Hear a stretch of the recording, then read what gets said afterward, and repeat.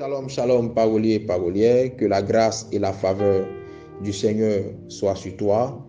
Bienvenue à notre dévotion matinale.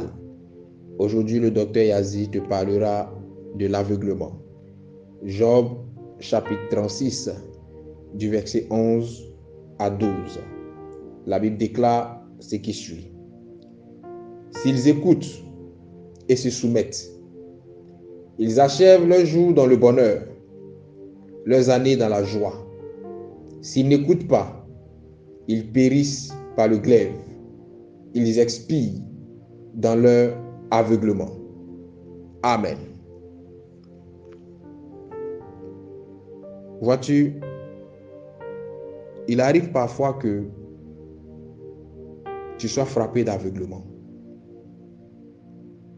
Il arrive parfois que l'amour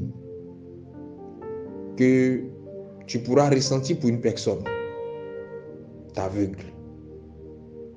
Il peut aussi arriver que la haine, dans une poussée de colère, t'aveugle.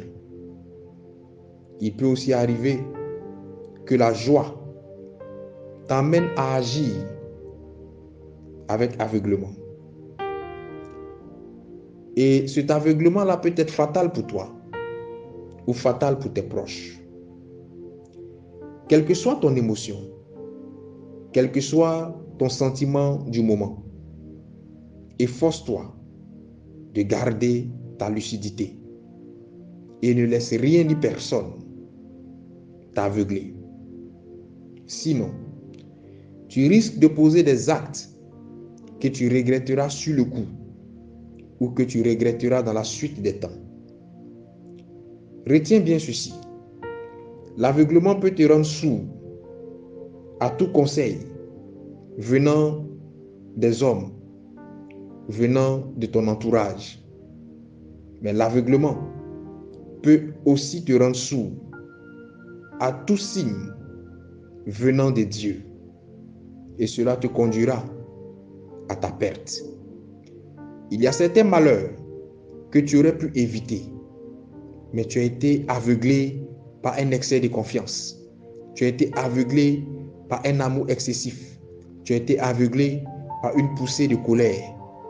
Et tu n'as pas su percevoir l'avertissement du Seigneur. Conséquence, le malheur t'est arrivé. Il y a certaines situations que tu aurais pu éviter, mais l'aveuglement ne t'a pas permis de comprendre l'avertissement des hommes afin d'éviter cette situation. Ce matin, nous allons prier le Seigneur afin que Dieu t'aide à ne pas tomber dans l'aveuglement. Prions le Seigneur. Éternel notre Dieu, la Bible déclare que les yeux sont la lampe du corps. Et si nos yeux sont ténèbres, notre corps sera ténèbres. Je reconnais qu'il m'est arrivé d'être frappé d'aveuglement pour des raisons quelconques. Je prie ce matin que tu étendes ta main, quelles que soient les émotions du moment, quels que soient les sentiments ou ressentiments de l'heure. Je prie, Éternel des armées, que tu m'aides à ne pas me laisser aveugler par ces choses. Mais donne-moi de garder ma lucidité afin de prendre les décisions les plus sages selon l'inspiration de ton esprit.